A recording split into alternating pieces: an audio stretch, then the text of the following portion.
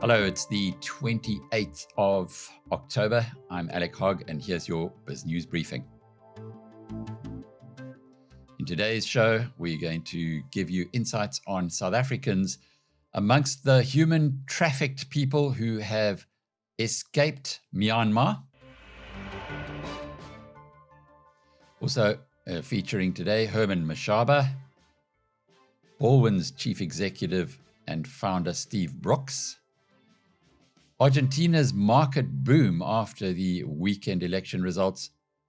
But let's kick off, first of all, with what's going on in the business news. From WeBuyCars, as you would have seen in this program, our sponsor of the show. Well, they released today a trading update. The shares dropped 12%. It appears as though another of those examples of people buying on rumor and selling on fact. The financial year to the end of September will see profits at the company up by more than 100%. That is due largely, though, to one-off costs in the previous financial year, including a 45 million rand bill to list on the Johannesburg Stock Exchange. Not surprising, not too many people take that route. And 426 million rand in a non-cash item to do with call option derivatives.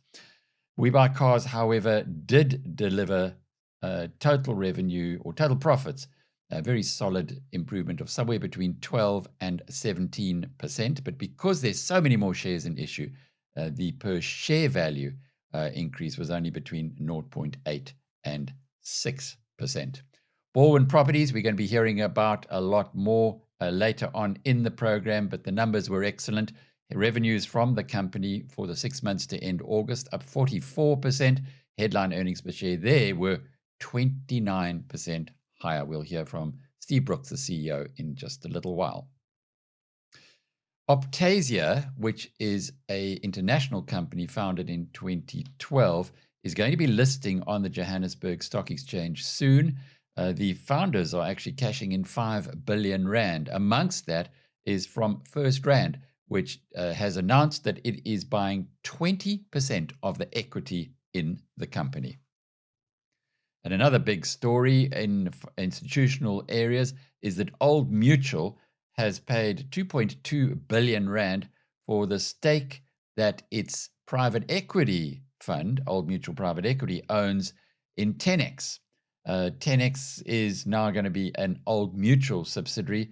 The company, since Old Mutual Private Equity got involved, has expanded from assets under management of 3 billion rand to 68 billion rand, and it now has 60,000 clients.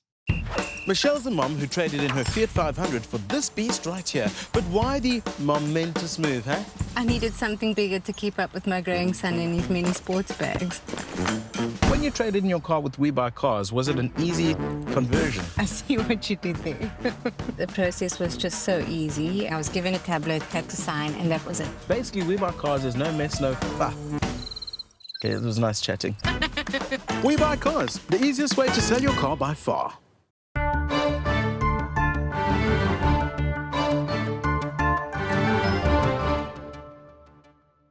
The Southeast Asian country of Myanmar, you may not be aware, is the home for many of the massive scamming operations around the world. When you get those phone calls from people telling you that you haven't paid your TV license, or that they got a deal for you, or when you watch often on the television channels on YouTube, you will see that there are fake ads that come through from people like Johan Rupert telling you that you can only do well by investing in a particular investment. This is not Johan Rupert saying that, and it certainly is part of the whole scamming process. Well, good news is that at last, some of the people who were brought in there, and they're pretty much human trafficked, have escaped. Amongst them, 41 South Africans. My colleague Chris Steyn spoke this morning to Emma van der Walt of Brave to Love, which is an NGO which is helping to bring these Saffers home. What happens to them in those compounds? What are their daily lives like? So when they are recruited, they are trained into online scamming. So firstly, they have a script that they need to practice. They go on dating sites, social media. They create a virtual character of a female because they are targeting the USA and UK and also other Europe countries because they're looking for where there's money. And then they try romance and these type of scams on dating sites. Usually a blonde female. She must. So there's a profile for the scammer. She must be intelligent. She must know how to work with cryptocurrency. She must be credible. So then they start engaging with certain men and certain individuals, sometimes even females that are old ladies that have been scammed out of their pensions. And then they get them to invest into cryptocurrency or certain products online as a business investment. And then these people start investing. And once they're investing, they lose all their money because it's fake cryptocurrency sites. And so it's definitely, I believe, a weapon of war that is targeting specific groups of financial war. I think our weapons of war has changed, and it's definitely a financial tactic that they are using. That's Emma van der Walt talking to my colleague Chris Steyn. The full interview is on BizNews. Familiarize yourself with it. Also on BizNews today is an interview with Action SA president and founder Herman Mashaba. Mashaba is very happy with the candidates that he's got for the upcoming election in Tshwane and Ekurhuleni. But what about Joburg? Well, perhaps he is going to be the next one to put up his hand and to have a classic matchup against the DA's candidate there, Helen Zille. I will only obviously take that decision in the event I don't find another Nasipi, I don't find another Kolani, and they're very difficult to find. So I'm open. I think I've said to the party, and I'm saying to you in South Africa that in the event I stand, I'm asking residents to please allow me only one term. This job is it's brutal, Alec. It's not a job for old people. Honestly, it's brutal. In a country where we've got the youth with such energy, with such enthusiasm, with such good determination, I believe in.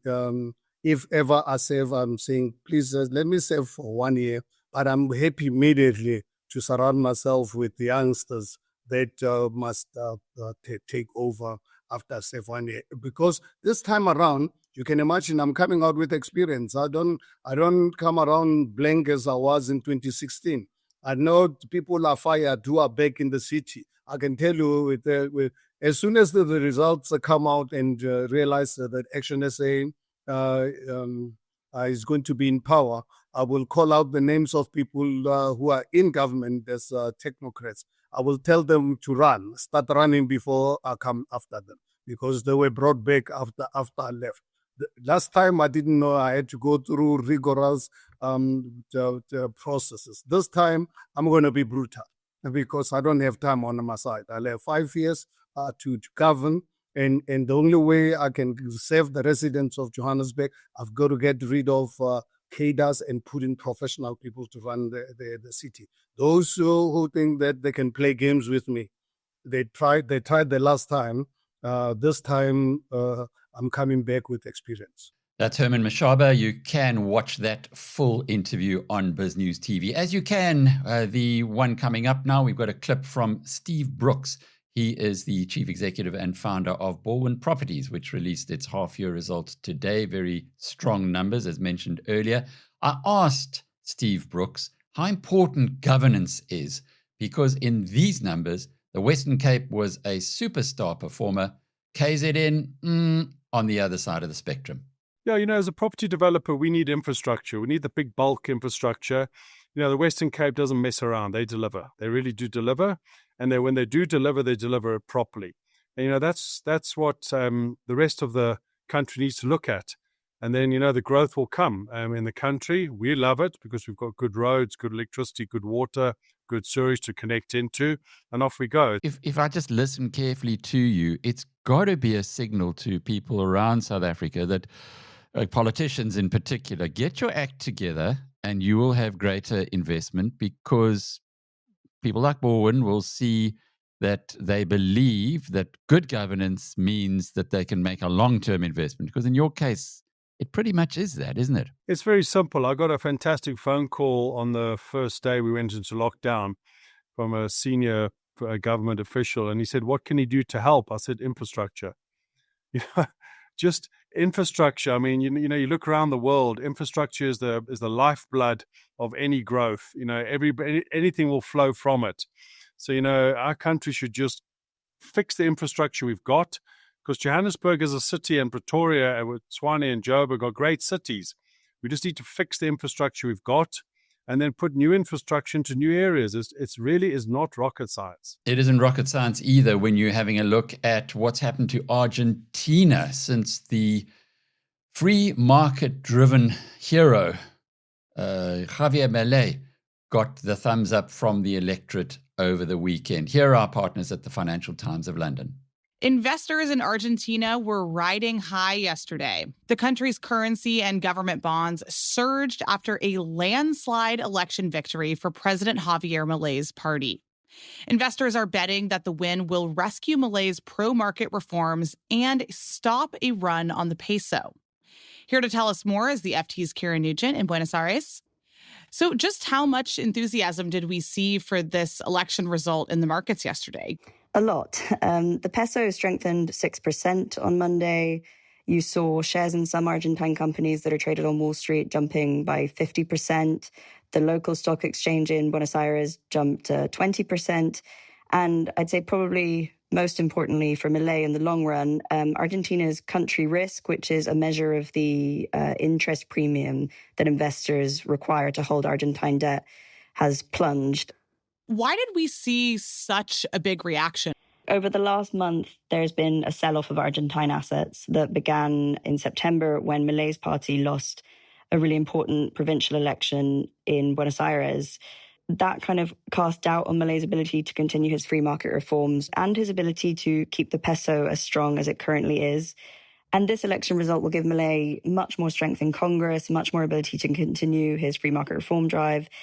And because people are less nervous, they're buying back into the peso and selling their dollars, which is going to enable Milei to stop this run on the peso, at least in the short term.